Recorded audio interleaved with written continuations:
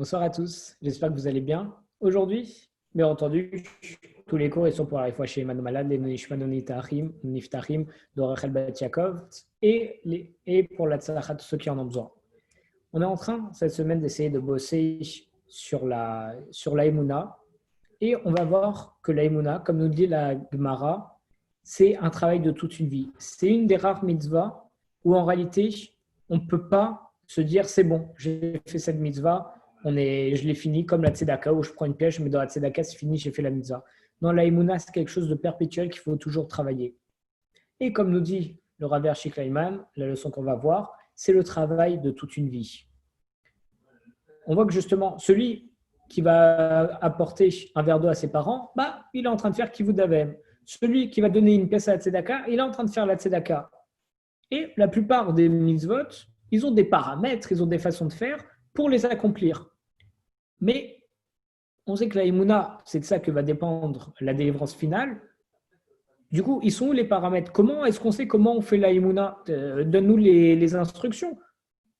On sait que la tzedaka, tu dois prendre, lever la pièce, mettre dans la boîte de tzedaka. Ok, kivud avem, en faisant telle action, tu vas faire kivud avem. Mais la mitzvah la plus importante dont va dépendre la délivrance, qui est la Emouna, explique-moi comment on fait. Donne-moi une notice. C'est une des rares mitzvahs où justement on ne sait pas comment on fait. Et le Rambam, dans l'Ilchot Yesodei HaTorah, il commence les Mishneh Torah justement en parlant de la Emouna. Et il dit que justement c'est la pierre angulaire de notre édifice, c'est la base même de notre édifice qu'on va pouvoir construire, sur lequel va être construit tout notre service divin, toute notre avodat Hashem. Il explique que la Emouna, c'est une mitzvah qui est explicitement mentionnée dans la Torah, dans les 10 commandements, en disant Ani Hashem Elokecha, je suis Hashem ton Dieu. Et le Rambam, en revanche, il ne classe pas la Emouna dans les 613 mitzvot. On sait, on a toutes les mitzvot faites par le Rambam, il les a toutes écrites dans son livre, et dans les 613 mitzvot, il n'y a pas la Emouna. Et c'est bizarre. Parce qu'en réalité, le Rambam, il considère la Emouna comme la notion fondamentale de tout le judaïsme. Et c'est ça la racine de va monter toute la sève de toutes les mitzvot. Et d'après le Rambam, si quelqu'un il n'accomplit pas une mitzvah, en fait, il va manquer juste à son devoir de ne pas avoir fait cette mitzvah. Une personne a la possibilité de faire de tzedaka, ne fait pas de tzedaka, il aura raté la mitzvah de tzedaka. Mais par contre, si quelqu'un il ne fait pas la mitzvah de Emouna, il est dépourvu d'Emouna de foi, c'est considéré comme s'il avait négligé toute la Torah. Parce que la Emouna, c'est la base de tout. Qu'on considère la Emouna comme la pierre angulaire de notre édifice ou comme un concept qui va en réalité englober toutes les mitzvot, peu importe comment on le considère, l'homme, il doit fournir un effort constant pour pouvoir augmenter et maintenir sa foi en Akadosh Baruch Hu. Et cette mitzvah, elle ne peut jamais être considérée comme accomplie. Ce n'est pas quelque chose qui va être fini, on va pouvoir dire, voilà, c'est bon, j'ai fait la mitzvah de Emouna. Non, parce qu'en fait, c'est une mitzvah témidite. C'est une mitzvah de tous les instants qui représente le travail de toute une vie. C'est quelque chose que sans arrêt, on va travailler pour augmenter, pour l'avoir de mieux en mieux. Souvent, on compare l'homme à un champ. Pourquoi? Là, on voit que, par exemple, malgré les pénibles efforts qui sont déployés pour labourer la terre, pour planter des graines, c'est difficile de faire pousser une récolte de bonne qualité. Et pour avoir une bonne récolte, c'est indispensable de travailler sans relâche et sans arrêt son champ. Et c'est pareil pour l'être humain. Si l'homme il veut créer des changements perceptibles dans son service divin avec la Emouna, par exemple, il doit sans arrêt travailler assidûment sur lui, mais sans arrêt. Et c'est pareil pour un champ. Tu veux une bonne récolte, sans arrêt, tu dois labourer, tu dois reprendre tu dois ressemer la terre. D'après le Rav Dessler, dans son livre Mertav Eliyahu, le volume 3, la page 161, quelqu'un qui ne travaille pas sa Emouna, il ne peut pas saisir la teneur de la foi. Celui qui ne travaille pas la Emouna, il ne peut pas savoir à quel point c'est fort la foi et à quel point ça a de l'ampleur. Et il n'accomplit pas la halacha qui nous enjoint de croire intimement le premier commandement, je suis Hachem ton Dieu. Et pour travailler la Emouna, on doit sans arrêt déjà continuer d'étudier essayer de reconnaître Akadosh Baruch Hu dans tout ce qui se passe, étudier le sujet tout simplement de la Emouna, comme on essaye de faire cette semaine, comme on va essayer Bezrat Hashem de faire cette semaine. Mais c'est quelque chose de la vie de tous les jours. Chaque fois qu'il arrive Chazécham quelque chose de mauvais, on se dit ah, ça c'est pour le bien, c'est Akadosh Baruch Hu qui nous l'envoie. Et c'est vraiment en pratique qu'on va pouvoir la travailler. Bien entendu, il faut lire plein d'ouvrages qui sont plutôt théoriques. Il y a le livre Emouna du Rav Yigal Cohen que je recommande, que j'ai déjà étudié avec un ami.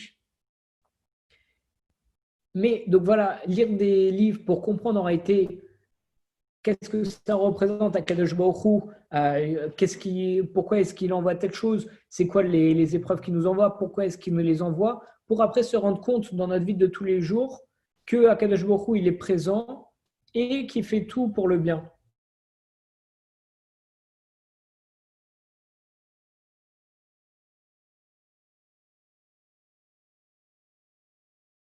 Akadosh Baruch Hu et savoir qu'il est présent.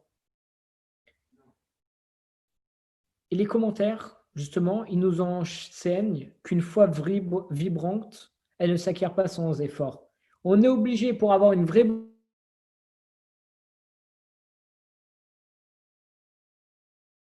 toujours aller vers cette qualité en cherchant toujours à nous hisser à des niveaux plus élevés. Et la Emouna, c'est la pierre angulaire, encore une fois, c'est la base de toute notre puissance spirituelle. Et ça représente l'objectif essentiel de notre existence. L'objectif essentiel, c'est pourquoi on a été créé, c'est pour reconnaître Akadosh Baruch Hu et pour servir Akadosh Baruch Hu. Donc c'est la Emouna, c'est la foi en Akadosh Baruch Hu. On ramène une histoire. Un jour, il y avait l'élève du Rav Yecheskel Levinstein qui lui a demandé pourquoi est-ce qu'il faisait autant de cours sur la Emouna. Et le Mashgiach, il lui a répondu que bien souvent, les hommes, ils se contentent à tort de la Emouna que leurs parents leur ont inculqué.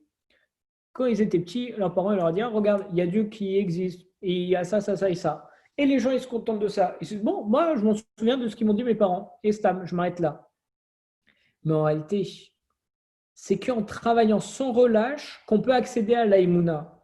Et dès qu'on relâche nos efforts, alors notre Emouna, elle s'affaiblit. Il ne faut pas se reposer sur des lauriers en disant ah oui, moi je sais que Dieu il existe et tout, mais pour ils me l'ont appris, c'est bon, je m'arrête là. Non, la Emouna, il faut la travailler, il faut lire des livres, il faut la ressentir dans la vie. Ça, le but, c'est de ressentir Akadosh Baruch Hu dans la vie de tous les jours. Ressentir que tout ce qui se passe, ce n'est pas pour le hasard, comme disait le Rav Rosenberg Zatzal, comme par hasard, il n'y a pas d'hasard. Tout ce qui se passe, il n'y a pas d'hasard et c'est toujours pour le bien. Et justement, c'est comme si on était sur une pente à vélo. On voit, si c'est dur, c'est qu'on est en train d'avancer, parce que c'est dur de pédaler pour avancer. Si on voit que c'est pas trop difficile, c'est qu'en réalité, on pédale juste assez pour se maintenir droit et pour ne pas tomber. Si on voit que ça va très très vite, c'est qu'en réalité, on est en train de tomber, on est en pleine chute libre, on est en pleine descente. Donc c'est pour ça que la Emouna, pour savoir si on est en train d'avancer, ça doit être de plus en plus dur en réalité. C'est pareil pour tout dans la vie. Pour voir si on est en train d'augmenter, ça doit être de plus en plus dur. Si on voit que c'est super facile et que ça va très vite, c'est qu'on est en chute libre. Si on voit que ça fait un petit peu d'effort, c'est qu'on stagne. Mais plus il y a d'efforts, plus ça veut dire qu'on augmente. Et justement, l'enseignement de la Emouna, c'est fondamental dans l'éducation des enfants, même si ce concept, il ne peut pas totalement être intégré dans l'esprit d'un enfant.